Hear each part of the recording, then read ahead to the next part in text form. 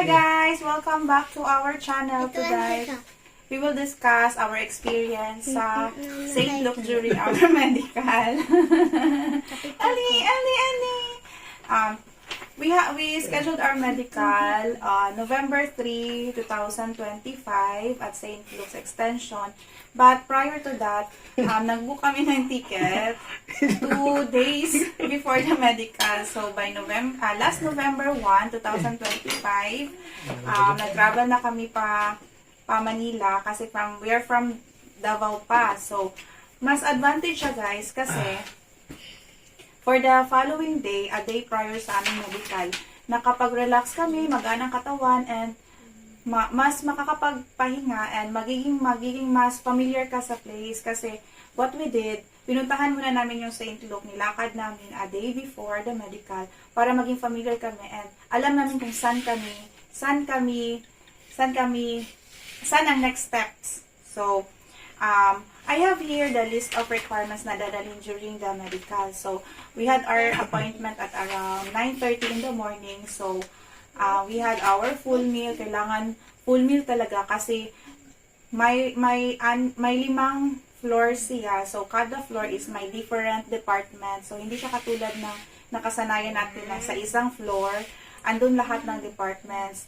So, but meron namang elevator. So, we have here the list of requirements that I'm gonna post sa screen para makita nyo. So, ano lang din po, reminder lang din po, these are the requirements during our medical. So may possibility for the future medicals ninyo, madadagdagan or may madadagdag na new requirements. So, this is for our reference only po ha. So, pwede nyo rin po itong tingnan, but make sure po, when you check the requirements sa NVC, better double check na rin po, baka may nadadagdag sa inyo. So, first, we have the appointment confirmation with barcode. Ito yung, I have my copy here po. So, this one. This is the appointment confirmation with barcode. Tapos, may time na rin doon. So, we have, we are scheduled November 3 to 2025 at 9:30 in the morning. So, from the hotel, nag-check-in kami sa Rosas Garden Hotel. Nilakad namin for about 8 to 10 minutes kasi we have a kid, a 6-year-old kid. So, dumating kami doon around 8:50 in the morning. So, sa guard, nagtanong kami, "Sir, dito po yung sa medical?" Kasi may sa first gate, doon ka mag-proceed if for sputum collection ka. So, sa second date, doon yung medical on the first day. So, sinabihan kami na, tinanong yung schedule namin, tsaka yung time.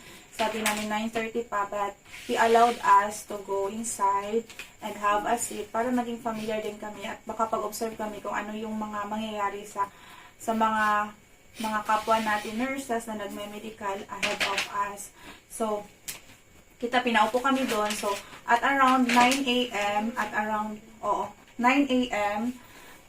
tumawag na sila kung sino yung for 9 a.m. schedule. So, sinabi nung staff, yung lalaki sa front na, sino yung 9 a.m. na schedule, fall in line na, but we at least observe the priority lane for PWD, senior citizen, breastfeeding mom. So, ayun, nakapila na lahat. So, check yung mga requirements, maglagay sila sa atin ng ganito, oh. This one. May notes silang ilagay dito. Tapos, bibigyan din tayo ng copy ng ganito. St. Luke ID 031. 03, meaning tatlo kami as a family. Then, proceed na doon. Check yung mga requirements, nag-staple na si sir. Then, siya nga pala, napansin niya pala na Bisaya. Kasi nga, ang tigas kong magtagalog. Sabi niya, "Bisaya ka, ma'am?" Anak ko, "Oo." "Bakit, sir?"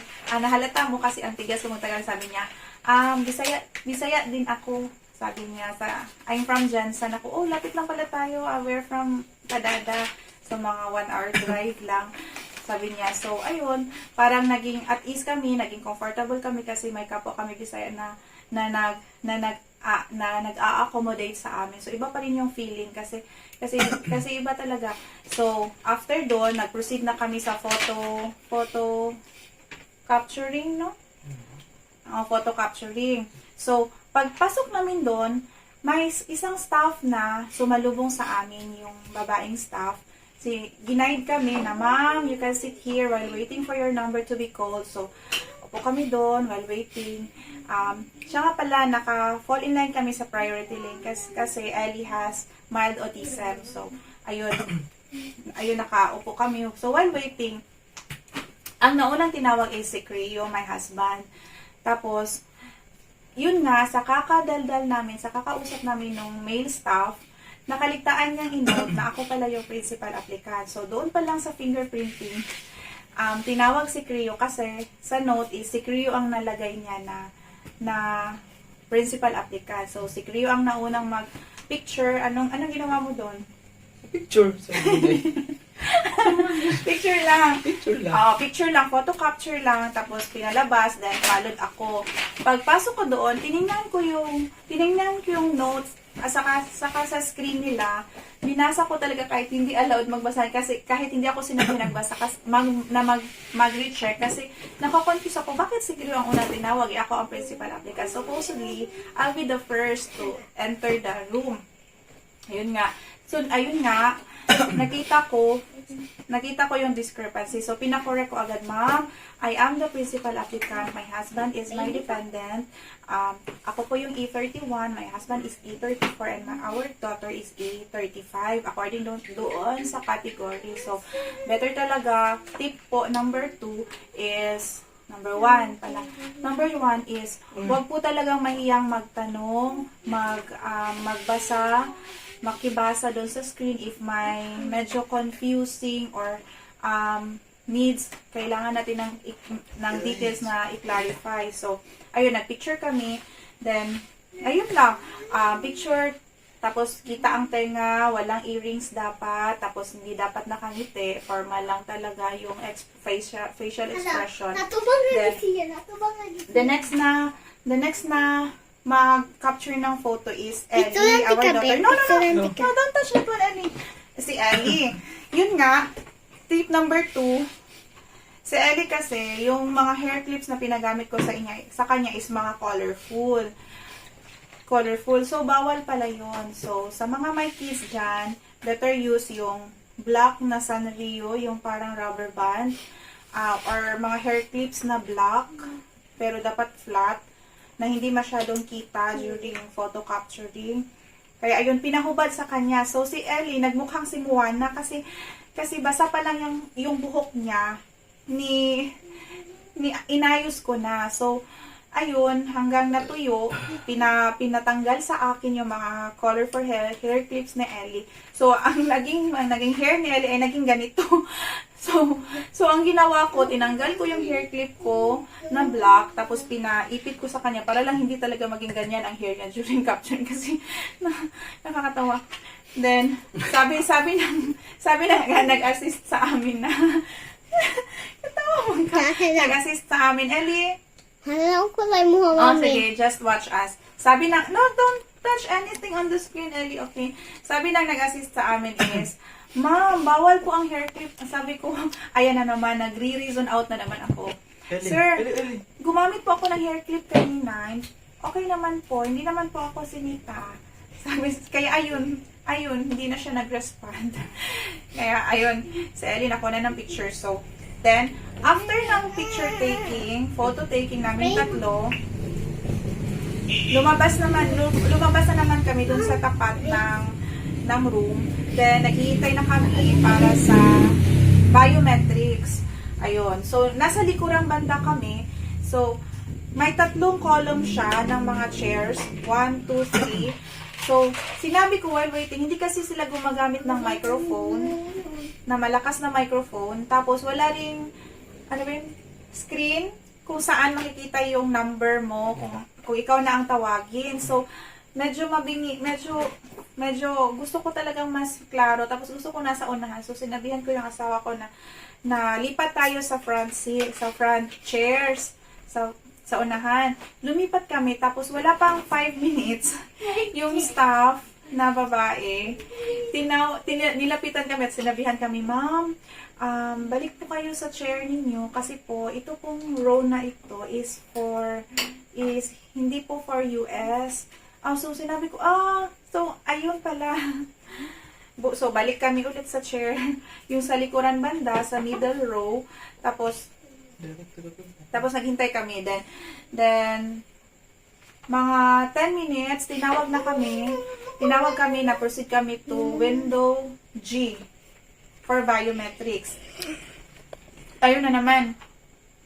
Upon interview, na-present ko itong mga appointment confirmation with barcodes, yung DS-260 confirmation page. Siya nga pala, sa mga nagpa-reopen po ng DS-260 prior po ng medical, better print po ulit ng confirmation page kasi yung sa completed po na data, maiiba po kasi yon kung nagpa-reopen kayo. Ang date nyo magiging current or recent date kung kailan kayo nagpa-open. But the confirmation number still the same. So, passport, original, at saka isang photocopy, yung actual size po talaga. Then, visa interview or yung P4. So, sa amin po, may mga cases din po na wala pang P4. Wala silang na-receive na P4 but they opted to have their medical. So, yung iba pinag-sign na lang ng waiver. Then, for dependents, sa mga bata, better bring na rin po ng 2x2. This is for backup plan na lang po kasi sa mga mahirap kuhanan ng pictures. So, ayun. Na-present kami doon. Tinanong ako ng staff, ng full name, date of birth, ilang taon ako, first time ko bang mag-medical sa St. Luke's, or may exposure ba ako sa TB patients, may sexually transmitted diseases ba ako na history, sino ang employer ko, at saan ipapadala ang mailing address ng green card. Tapos, ayun, tinanong ako, tapos hindi ko siya nasagot talaga kasi while nagtatanong siya sa akin, nag-print na siya ng mga details ko, yung mga during scheduling ng medical, yung mga details, nag-print siya nun, tapos pinabasa niya sa akin kung correct ba yun. So, sinabi ko, okay, ito na, final na po ito, ma'am, wala pong mga corrections, ayun. So, nag-fingerprint, apat na fingers, then may picture taking din doon sa biometrics na side. Tapos sa iyo, anong ginawa? Say, anong experience mo sa biometrics as dependent?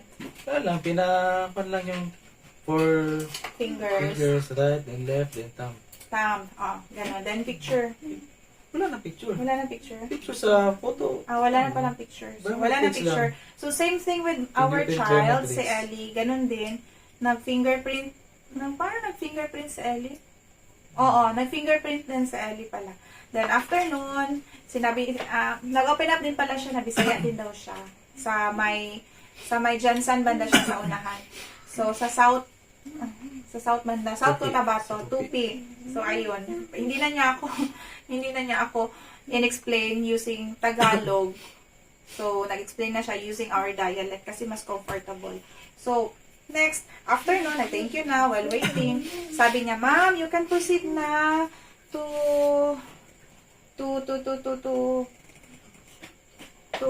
sana ba? To laboratory. Anyway pala, to get familiarized para sa steps po during medical, mag-print po kayo ng ganito, yung medical examination process flow for USB sa applicants. Mag-print po kayo nito, then familiarize nyo lang po.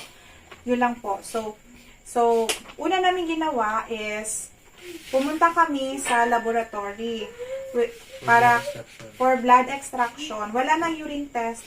For blood extraction lang and IGRA test sa 4th floor. Don't worry po, may elevator naman po. So, para hindi masyadong mapagod. So, pagpunta namin sa blood extraction, nagpila na kaming tatlo kasi walang clients na Thank you. Wait. on queue on waiting. So kami na agad. So si Cleo, una siyang umupo doon sa male na medtech. Female. Wala male. Sa female na medtech. Upo siya doon for blood extraction. Then ako, si Ellie, nakayakap sa akin kasi pinatong ko siya sa lap ko. Para si Ellie ang unang kunan ng dugo. Para hindi siya matakot kung anong ginagawa sa amin. So, blood extraction sa Ellie, obviously, nagwawala siya. So, kailangan siyang i-restrain ng mga 4 na medtech. Para lang talaga. Tapos, nakakatawa kasi Bisaya siya. Bisaya kami. And Bisaya din siya. Sinabi niya na, dili ko. So, yung na-timingan na yung mga medtechs na nag-assist sa amin is purely Tagalog. So, wala sila idea kung ano sinasabi ni Ellie. Tinanong ako kung ano daw sabi niya.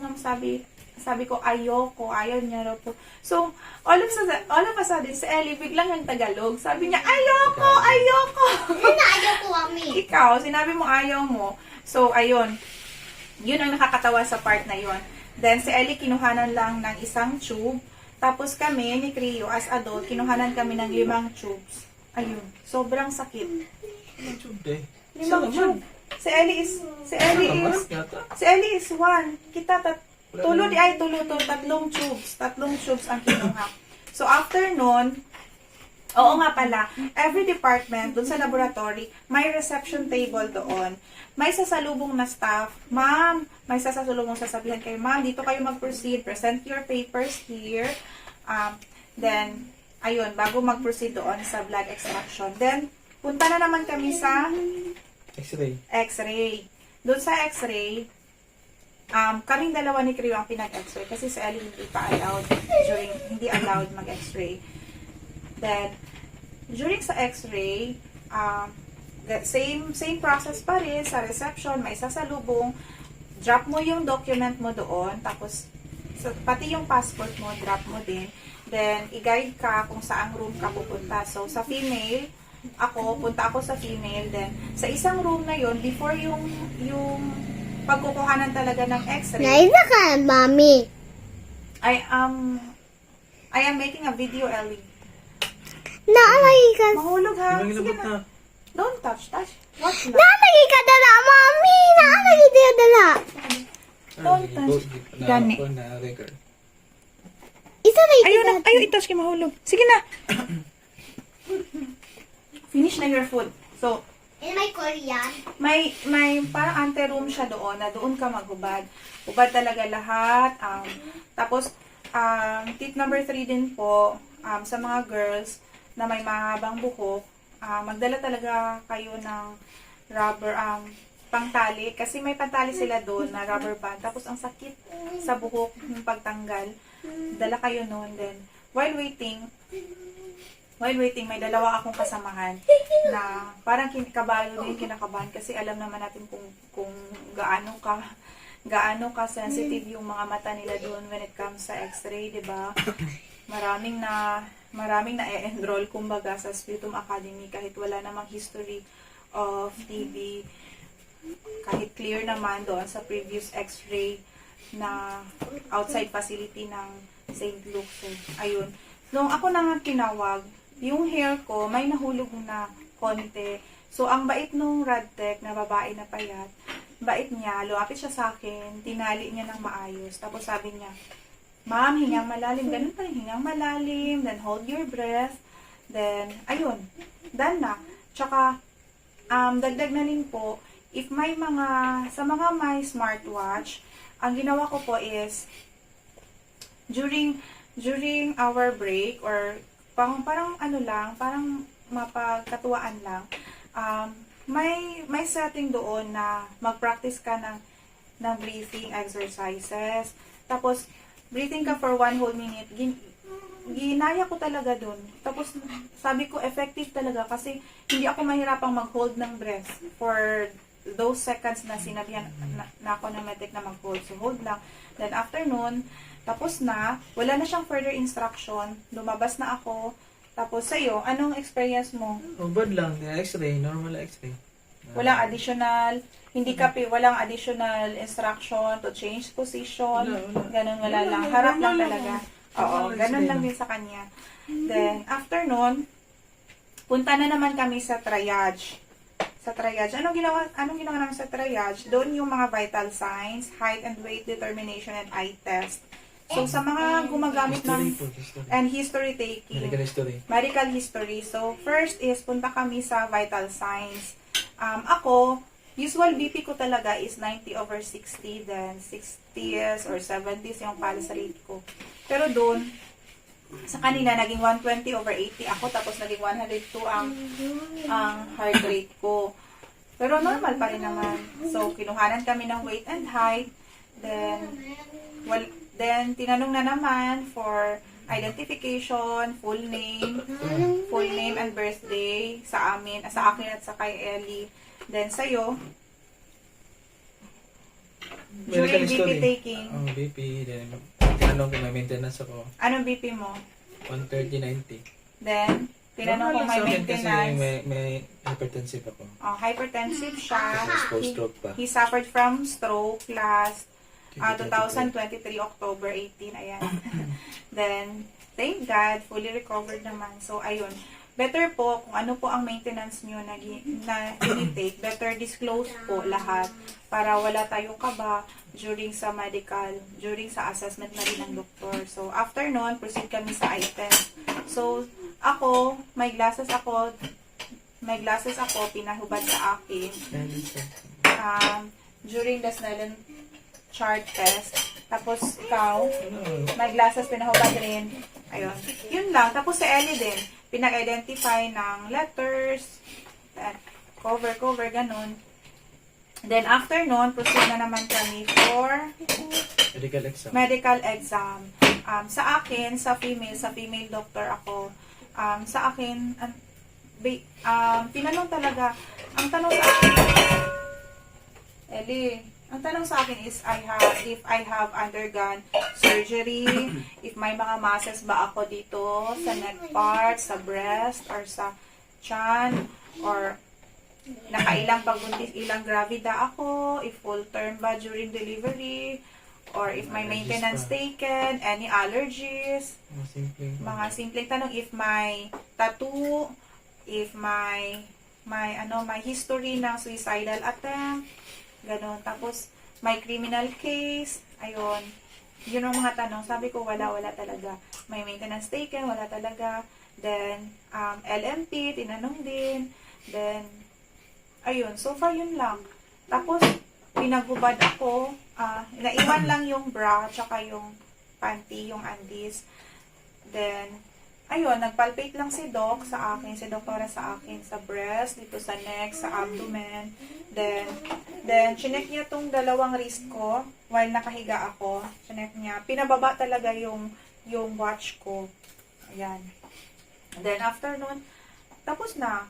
Sabi ni Doc, okay na po ma'am, bihis na po kayo, then proceed na po kayo dun sa information section. Sa'yo, anong question? Anong same lang? Same lang, medical history lang. Medical history. Anong medical history mo? Sinabi ko lang na post-stroke ako. Post-stroke, tapos may May maintenance. maintenance. Tapos, tinanong mga allergies. Madali lang sa akin, wala pang 5 minutes, tapos na. Tapos na sa akin, umabot ako ng mga 30 minutes. Lahat talaga kung ano yung question sa akin, tinanong talaga, binasa talaga, at tinanong talaga ng doktor. So, after ko, sa Ellie na naman, sa Ellie, hindi ko pa na-open up kung anong medical history ni Ellie. Napansin na niya kasi, sabi niya, may mga obvious sign ba siya na sa behavioral problems, sa developmental problems? Sabi ko, yes po, Doc. Ellie was diagnosed with mild autism last 2022 ba yun? O 23 kami nagpa-check up sa developmental PED sa amin. So, nag-undergo naman si Ellie noon ng therapy, but lately this year, wala na kasi yung OT niya, lumipat na sa ibang lugar, so nahihirapan kami maghanap ulit. But so far, lahat na activities of daily living naman na gagawaan at nagagampanan na ni Ellie nang siya lang. So, hindi na rin siya delayed sa speech, marunong na siyang magsalita, kaya lang hindi siya makasagot ng mga whys. So, better talaga if you have a child with with autism, pansin nyo yung mga red flags, better pa-check up nyo talaga sa developmental pedia kasi doon pa lang daan, ma-assess talaga ng doktor kung may something wrong or may kakaiba talaga sa bata. Kaya, nung sinabi ko, pinesend ko lang sa kanya yung medical certificate na Ellie, then wala na, tapos na. Wala na siyang other tanong pa, binasa lang niya, pinesend niya, then sa Ellie na ulit, pinagubad, iwan lang yung panty niya, sinek yung mga legs ni Ellie, sinek ang legs, yung abdomen, pinatagilid, ayun. Nagpalpate din sa abdomen, tsaka dito sa neck part, then after nun, tapos na. Tapos na din, sabi ni Doc, okay, you're done, proceed na to information section. Check out. For checkout proceed na sa checkout counter. Then, then nag-drop kami doon ng document na dala namin from medical exam kay Doktora. Then, sabi niya, ma'am, balik kayo bukas at binigyan kami nito, white paper. Balik kayo bukas at 2 p.m. for possible immunization. Ito pong white slip ang binigay sa amin. So, ayun, parang, sabi ko, cleared kami. Feeling ko, sabi ko, thank God, cleared kami kasi walang further instructions na anong gawin. Then, kasi 2 p.m. kami pinabalik kasi yung IGRA test, mag-take pa ng 24 hours bago lumabas yung result. Yung ibang mga walang dependents, the next morning na agad pinabalik. Kadalasan 7:30 a.m. So kami, with Ellie, may bata, balik kami for 2 p.m. Then, nga pala, share mo naman kung magkano yung binayaran natin each. Sa adult, Sa adult, 28,650. oo. Tapos sa child, Sa child is 11,128. 11,000. Kasi may discount pa na PWD. Si Ellie. Supposedly, it is 13,910. Oo. Ayun. Madali lang po magbayad, better have your credit card. Wala nang, pwede rin namang cash, kaya lang medyo risky magdala. So, ayun, thank God, we are cleared. So, the next day, bumalik kami. Balik kami for next, 2 p.m. kami pinabalik. So, 1 p.m. pa lang, lumabas na kami. Then, we had our lunch. Then, pumasok na kami doon nang wala pang 2 p.m. sa St. Luke. Doon sa harap mismo. Then, binigay ko lang yung ito namin na may instructions kung anong oras at date pabalikin. Pinapasok na kami ng guard. Pagdating namin doon sa immunization area, kinakita agad kami. Kahit wala pang 2. Kahit wala pang 2. Then, yung mga vaccines na binigay sa akin is, may scar ako ng chickenpox. So, hindi na ako binigyan ng chickenpox vaccine. So, ang na-receive ko is MMR, 3, MMR, Tdap, and Hep B. Tapos, si Creo, ano na-receive ko mo? na sa dalawa lang. Sa akin kasi, may post-op ako. Dalawa lang sa kanya. Dalawa lang. So, wala siyang Tdap Tdap kasi pa yung wala. may nag-suffered siya ng stroke. So, ayun, contraindicated siguro. Kaya hindi siya binigay ni Doc sa kanya. Pwede magkaroon ng blood clot. Okay, ganun. Yun ang rationally behind ng doctor na nag-assess sa kanya. Kay Ellie naman, since nag-present ako ng vaccination certificate ni Ellie from Rural Health Unit kasi nag-undergo ng immunization sa Ellie doon sa government facility lang po namin. So, ang na-receive ng vaccines ni Ellie ay 5 vaccines. 2 dito, 2 sa deltoid, left and right arms, and isa sa paa, dito banda. So, ang na-receive niya ng DTP and DTaP, isa. Tapos, hepatitis A, then hepatitis B, 3. Then, MMR. Tapos, then, varicella vaccine. Ayun, 5. 5 ang nabigay kay Ali. Ayun. So far, hindi naman siya masyadong nagwawala. Hindi rin kami nag-restrain sa kanya. Umiyak lang siya while pinanood niya yung nurse na nag-prepare ng vaccine sa amin. Then, hindi na siya nawala. After nun, uwi kami, naglakad kami papuntang hotel. Kiss na po. Bili kami ng tempra ni Ellie. I love you. Wala kaming kaming nakitang tablet form. Kaya ang ginawa namin, Girls, minumpay na taduha, syrup. mami. Girls, taduha, Sabay ni mami. Ellie, yes. Duha, taduha. Duhata. Yay! Ganun lang din. Thank you very much for watching us. If may mga tanong kayo, just comment lang po sa comment section. And as long as makaya is, sasagutin po namin based lang po sa experience based lang po sa experience namin. Okay, thank you po. Bye-bye.